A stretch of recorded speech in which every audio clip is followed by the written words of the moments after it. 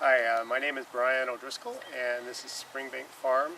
We have about 12 acres of blueberries here that we put in 2007. And along about 2010, 11, 12, it just seemed to me that in some significant areas of the field, the plant growth and the yield was just not what it should be. And I don't remember exactly how we ran across. I think Dave Knopfsinger, who I had known in a past life, he'd known my dad in a past life when we had wheat out here and ryegrass.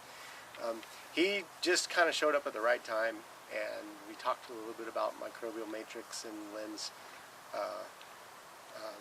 services, and one thing led to another, and we just decided to work together. And it was the right timing for me, for sure, to find a different program, because what we were doing just was not working. We had been following a fairly prescribed nutrition program and pest management program that from a pretty major agribusiness crop production company, which I'm sure was a good program for some people and some farms, but it just wasn't working for us. And so what I needed to do was to find help to troubleshoot whatever our issues were. And so Lynn was very helpful in coming out, and we talked extensively about her approach, and it was exactly what I was looking for. That was just a holistic, systematic approach to promoting plant health, soil health, through just a broad-based look at everything from soil profiles, soil building, to obviously using a variety of different products, foliars, and whatnot to feed the plants. So she just dug in, and I was impressed by the fact that Lynn and Dave both were out here on the farm. I'm not kidding, every week from basically, I think it was probably March through August into September. And just looking up one side, down the other at the field, every aspect. We looked at water. She painstakingly sampled about 4 or 5 different areas of the field and tested the soil for its moisture holding capacity, and that helped. We coincidentally were also putting a drip system, adding a drip system to our overhead irrigation system, and she was very helpful in talking through what the best specs for that program, for that system would be, and how to manage it. And we worked a lot on how to manage it. I feel good about that. To a host of other things. I mean, she was digging in the root zone more often than not. Did a lot of analysis of root growth, and shared both the good and the bad news. And overall, without any question, I am thrilled at what has happened in the field. We were not looking for an overnight miracle. I knew that was not realistic. I was just looking for a new program, or not necessarily a new program, but just results, some sign that the field was turning around. And we got that in that, and you can see, I don't know if the video can catch that, but I can see in the field what I was looking for, and that is some plants that were just kind of sitting there, not doing anything, have turned around, and I see cane growth on plants where I had seen none for several years. And I saw lots of basal shoots up from crowns where it did not happen. Duke, for instance, which I found it hard to coax those canes out of the crown. I've seen some of that happen in the last year that just very, very pleasantly surprised me. And so that primarily it's plant growth that we've seen come from things that we've done.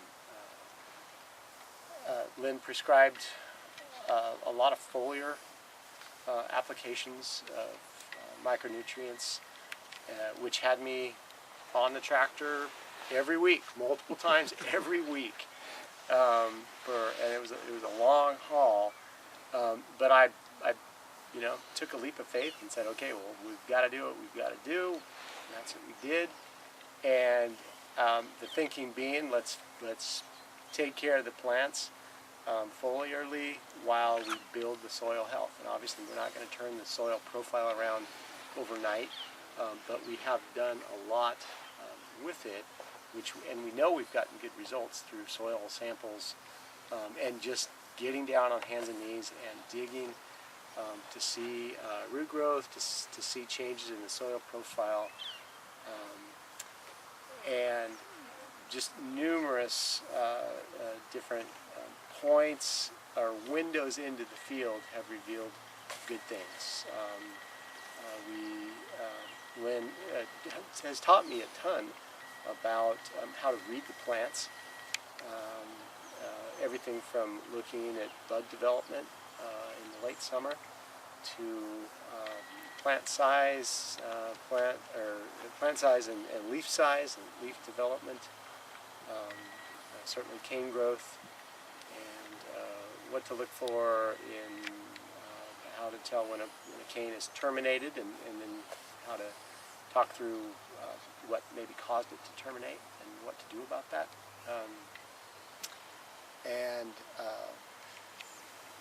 Oh boy, we switched to lots of organic products, and our goal was not to completely convert to organic production at this point. It might be something we do in the future, but her recommendation was clear that that was not something she recommended we step into abruptly from a conventional production system.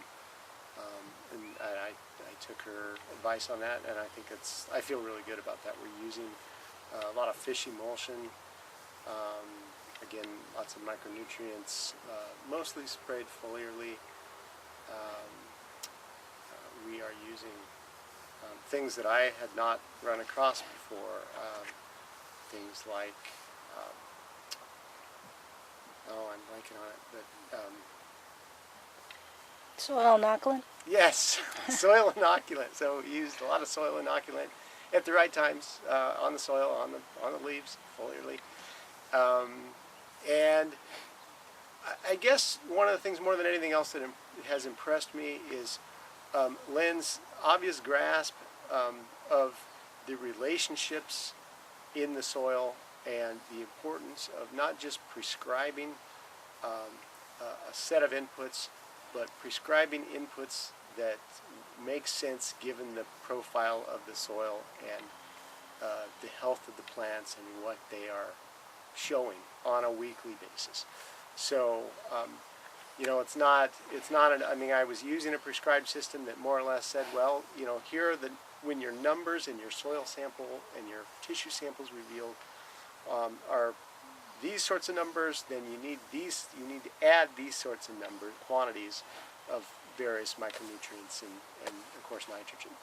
And she maybe was just the first person who was able to explain things in a way that resonated, but moreover I think that she's just has a grasp of that interaction of soil chemistry and soil biology that is way beyond the typical crop consultant. Not that there aren't a lot of great crop consultants out there, but I feel like I'm being tutored by a professor when I talk to Lynn about what's going on in the soil or what might be going on in the soil, because there do not seem to be any absolutes there. But what's going on in the soil, with fungus, with bacteria, with micronutrients, with just the basic tilth of the soil, and so then what might be warranted to add, what might be effective to be added, and therefore what should we do? And again, that prescription was changing weekly depending on the conditions that we found ourselves in, from weather temperature, rainfall, pests. Fortunately, we have not had a lot of pest issues, but just any number of different factors that were in the environment. I felt like Lynn was paying attention to all of those things